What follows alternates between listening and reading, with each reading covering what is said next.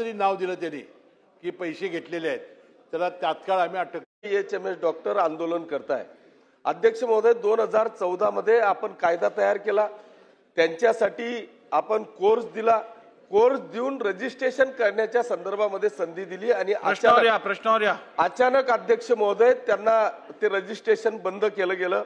माझी अध्यक्ष महोदय माननीय मंत्री महोदयांना विनंती आहे की एका बाजूला बोगस डॉक्टर दिसताय, दुसऱ्या बाजूला कारवाया होत आहेत, तिसऱ्या बाजूला ग्रामीण भागात डॉक्टर मिळत नाही आणि चौथ्या बाजूला आपण डायरेक्ट त्यांचं रजिस्ट्रेशन बंद करून लाखो डॉक्टरांवर आज आपण घाला आणतोय.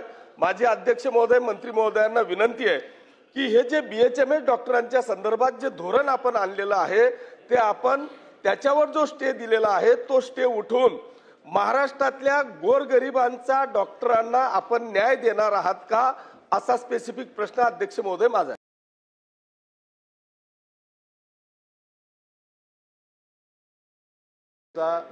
अधिपरिचारिकेच्या भरतीमध्ये झालेल्या गैरव्यवहाराबाबत आता सन्मान्य सदस्यांनी काल होमिओपॅथीच्या डॉक्टरने जो संप केला होता याचा प्रश्न त्यांनी विचारलेला आहे.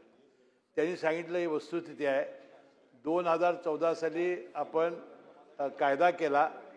CCMP ही जर पदवी 1 वर्षाची घेतली तर होमिओपॅथी डॉक्टरला ॲलोपॅथीचं प्रॅक्टिस करता येईल काही प्रमाणात.